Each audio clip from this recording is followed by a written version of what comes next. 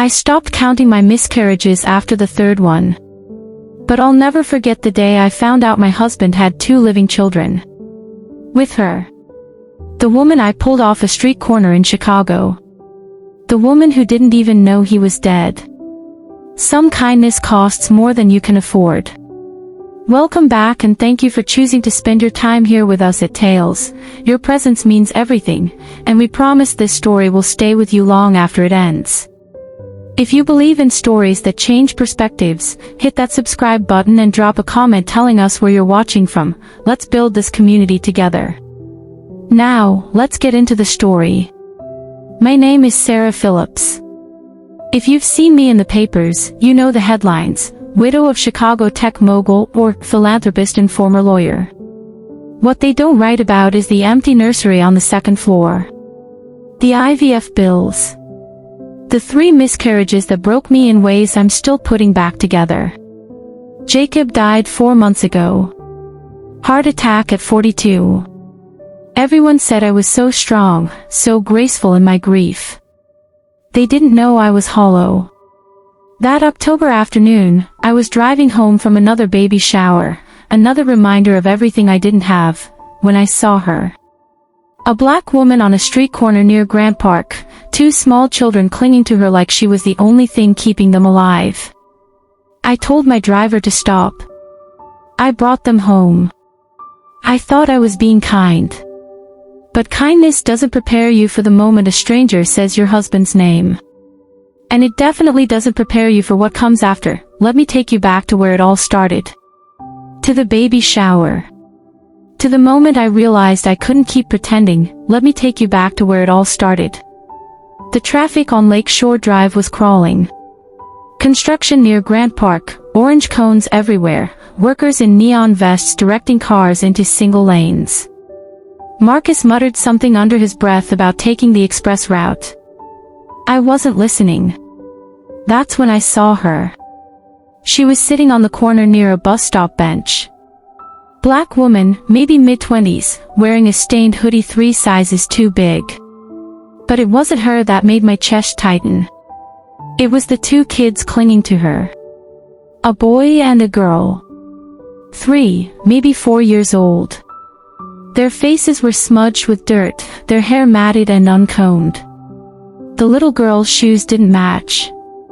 They were shivering, and the woman was trying to shield them from the October wind with her body. Something broke open inside me. Keep driving, Mrs. Phillips, Marcus said quietly, like he could read my mind. But I couldn't look away. I watched the boy's eyes, big, brown, exhausted, stare straight through the window at me. Stop the car. Marcus glanced at me in the rearview mirror. Ma'am. I said stop the car. He pulled over. I didn't wait for him to open my door.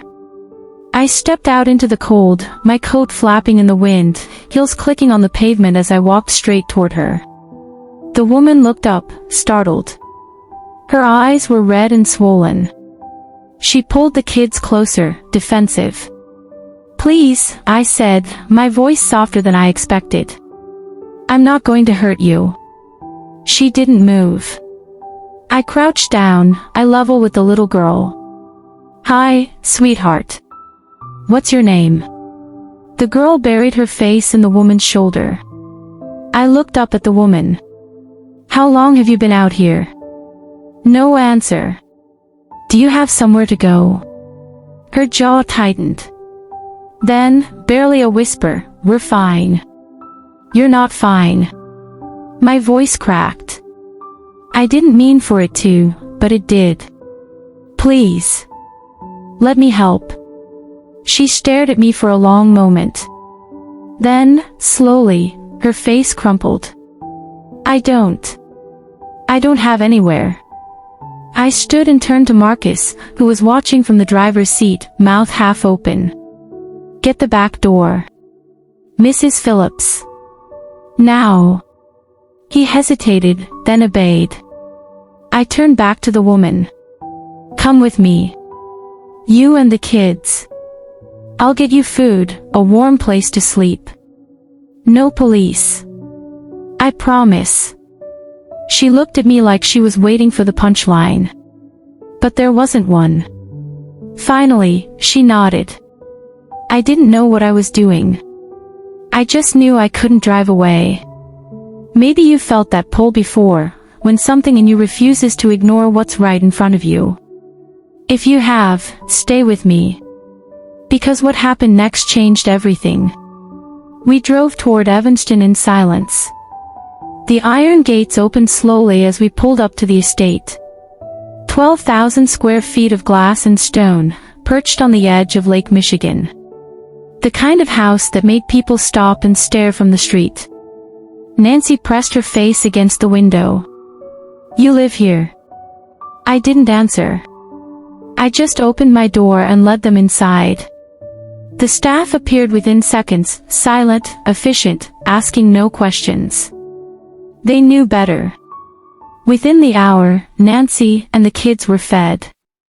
Hot soup, warm bread, juice in actual glasses. The children ate like they hadn't seen food in days. Then they were bathed. I stood in the hallway and listened to the sound of water running, small voices echoing off marble tile. When they emerged in clean pajamas, soft, oversized, borrowed from donations I'd collected months ago, they looked like different kids. Liam and Maya, Nancy told me. Twins. I watched from the doorway as they were tucked into the guest room bed. Their faces finally peaceful. Their breathing steady and soft. This is what I was supposed to have. This is what Jacob and I were supposed to be. I closed the door softly and walked away before the ache in my chest turned into something I couldn't control. Nancy was given clean clothes and shown to another guest room down the hall. She thanked me 3 times. I nodded and left. Back in my own room, I couldn't sleep. I sat on the edge of my bed and stared at the framed photo on my nightstand. Jacob. Smiling. Handsome. Lying. I'd talk to her in the morning. I needed to understand her story. I needed to know why she was out there. And maybe, just maybe, I needed to understand why I couldn't just drive away, that I couldn't sleep. Around midnight, I went downstairs. The house was dark except for a dim light coming from the kitchen. I found Nancy sitting at the island, holding a mug of tea, staring at nothing. She looked up when I walked in. For a moment, neither of us spoke. Thank you, she said quietly. I didn't think anyone would stop. I pulled out a chair and sat across from her. Why were you out there? She wrapped her hands tighter around the mug. I lost my job 3 months ago. Couldn't pay rent. My mom. Her voice cracked. She won't talk to me anymore. Why? Nancy hesitated, then looked down. After I got pregnant. I went still. By a man who was never going to leave his wife, she continued, her voice barely above a whisper. The air in the room changed. I felt my pulse quicken, but I kept my face neutral. He told me he loved me, Nancy said, her eyes filling with tears. Told me we'd figure it out. That he'd take care of everything. Then I told him about the twins and he just disappeared. Changed his number. Blocked me everywhere. Her hands were shaking now. I tried to find him. But his people, she swallowed hard. They threatened me. Told me if I came near him again, I'd regret it. My heart was pounding so hard I thought she could hear it. I kept my voice steady. What was his name? Nancy looked up at me. Her eyes were glassy, red-rimmed. She opened her mouth. Jacob, she whispered. Her voice cracked. Jacob Phillips. I froze. Complete stillness. The room tilted. The walls closed in. Nancy kept talking, oblivious. I know I was stupid. I should have seen it coming. But I loved him. I really did. I couldn't breathe. My Jacob. My husband. The man who held me after every miscarriage. The man who whispered in the dark that we didn't need children to be happy. The man who looked me in the eye every single day and lied. He's probably out there somewhere, Nancy continued, her voice trembling. Living his perfect life. He's dead. The words came out flat. Cold. Nancy stopped mid-sentence. Her face went pale. What? Jacob died, I said. My voice didn't sound like mine. 4 months ago. Heart attack. Silence. Heavy. Suffocating. Nancy whispered, I didn't know. I stood. My legs moved on their own. I walked to the window and stared at my reflection in the glass. The woman staring back looked like me, but I didn't recognize her. How long was he lying to me? How many times did he look me in the eye and lie? I wanted to scream. I wanted to throw her out. But I couldn't move. If you've ever had your world collapse in a single sentence, you know that feeling. If you're still here, it's because you understand. Don't leave me now. I walked out of the kitchen without another word. I barely slept. By sunrise, I was standing outside Jacob's home office. The one room I hadn't touched since he died. I'd locked it that first week and never went back in. I unlocked the door now. Everything was exactly as he'd left it. His desk. His files stacked in neat piles. The faint smell of his cologne still hanging in the air. I started searching. Drawers first. Then the closet. Then boxes I'd never opened. I didn't know what I was looking for, but I knew it was here. That's when I found the locked drawer in his desk. I broke it open with a letter opener. Inside, a burner phone. Hotel receipts.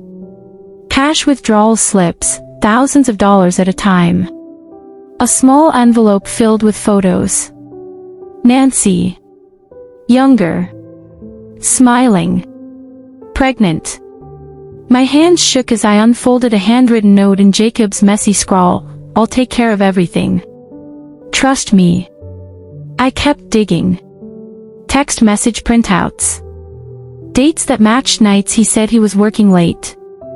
An ultrasound photo, twins, dated 3 years ago. I sat on the floor, evidence scattered around me like shrapnel. And I laughed. It was bitter. Broken.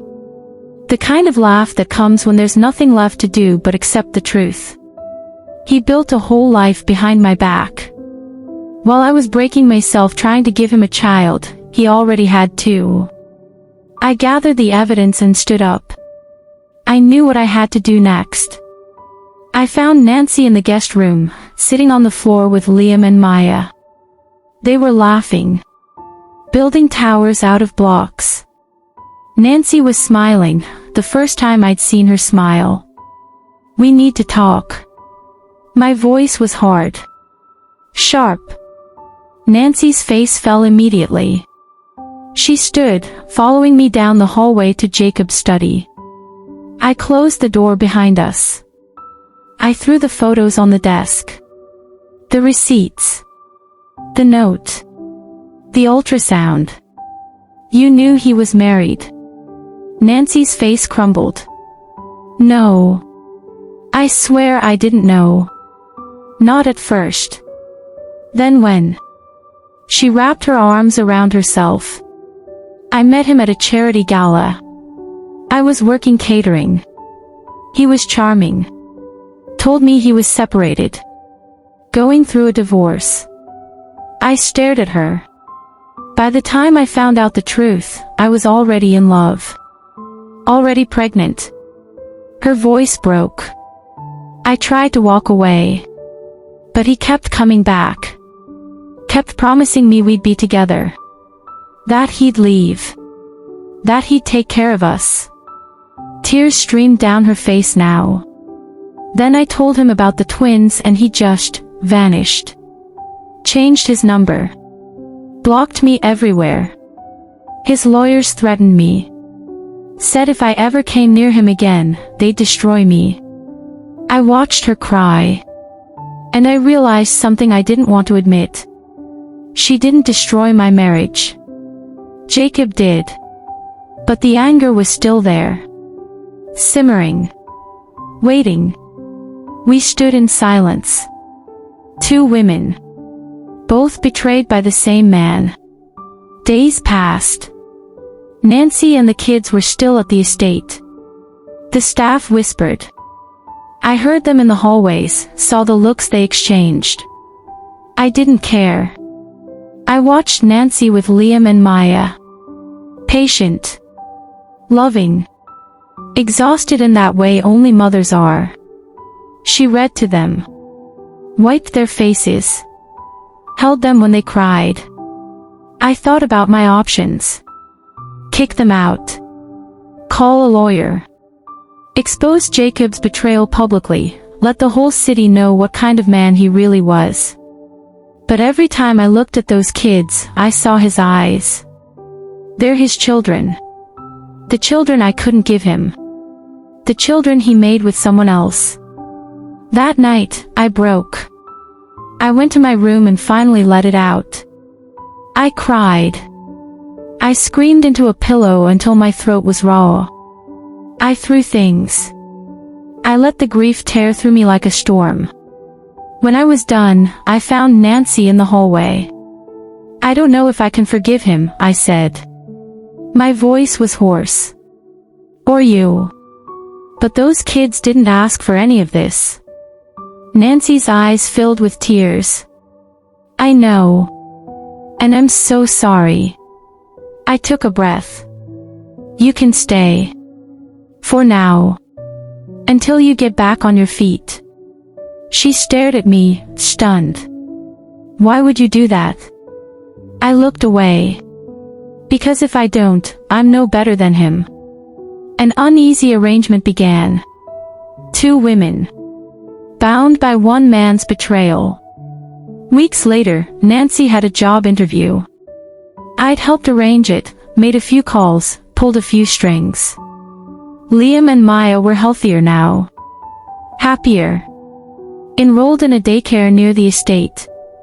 I stood by the window watching them play in the backyard, chasing each other through the grass. I still felt the ache. The betrayal. The loss. The unfairness of it all. But I also felt something else. Purpose. Nancy came outside and stood beside me. I got the job. I nodded. Good. You'll need your own place soon. I'll never be able to repay you. I don't want you to. We stood in silence for a moment. Then Nancy asked quietly, why did you really stop that day? I thought about it. Because I saw myself in you. Someone abandoned. Someone alone. She didn't say anything. We just stood there, watching the kids play. Jacob is gone. The life I thought I had is gone. But maybe, somehow, this broken version is the one I was meant to live. I didn't save Nancy that day. She saved me.